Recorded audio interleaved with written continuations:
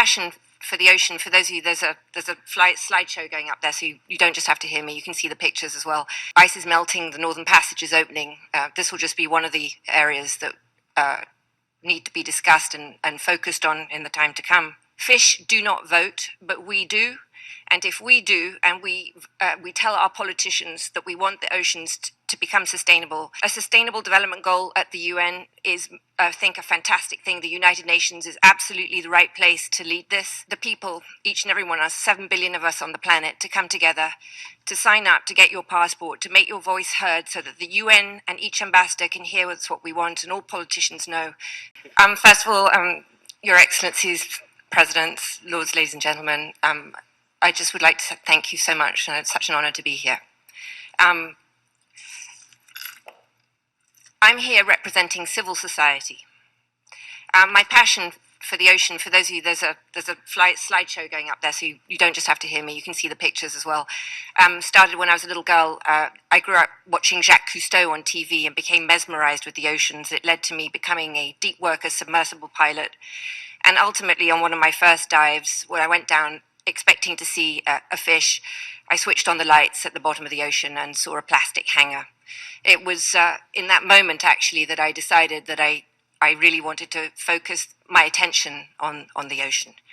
And the area of the ocean that I chose to focus on was the high seas, which we've discussed so much here today. But for those of you who don't know, it represents 45% of our planet. And by the way, that 45% of the planet belongs to each and every one of you here, because it is our global commons. Under UNCLOS, it is ours. It belongs to each and every one of us, and the assets belong to us too.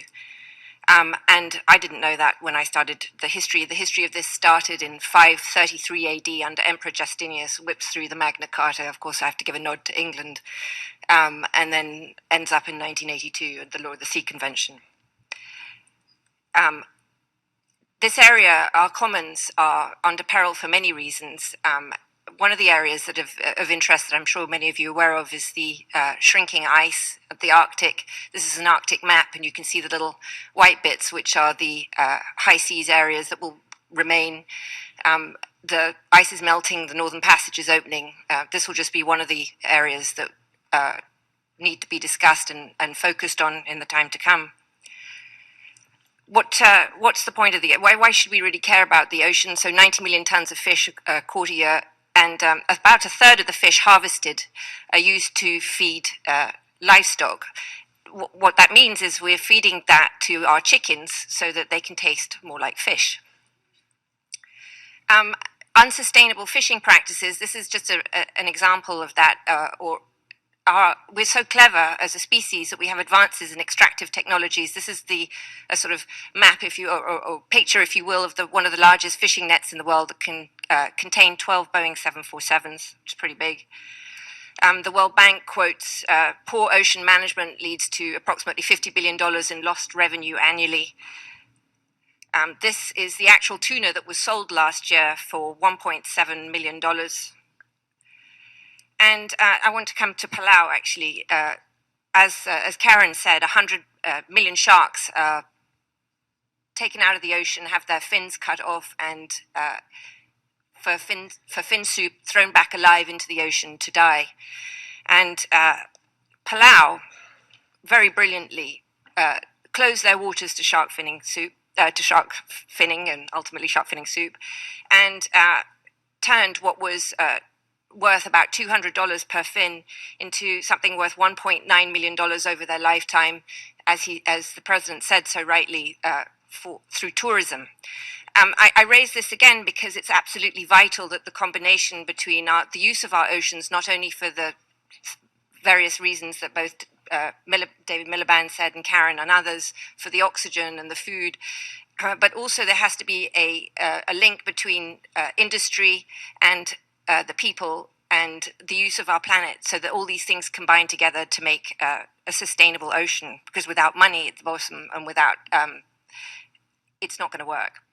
So I started the TerraMar Project, and the point of the TerraMar Project is to connect each and every one of us to our global oceans, to the high seas, because it does belong to you. We give you a passport, a daily online newspaper, an education platform, a government structure, and a way to connect to your oceans as you never have been able to before. Fish do not vote, but we do. And if we do, and we tell our politicians that we want the oceans to become sustainable, then the goal is to have every politician end up with a policy framework and a decision on how they treat the oceans, and hopefully that will be sustainable, because that is what we, the people, want. A sustainable development goal at the UN is, I think, a fantastic thing. The United Nations is absolutely the right place to lead this.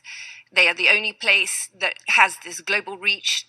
All the people can come together to create this goal that will then be the planetary mandate for the next 15 years of how we treat our oceans.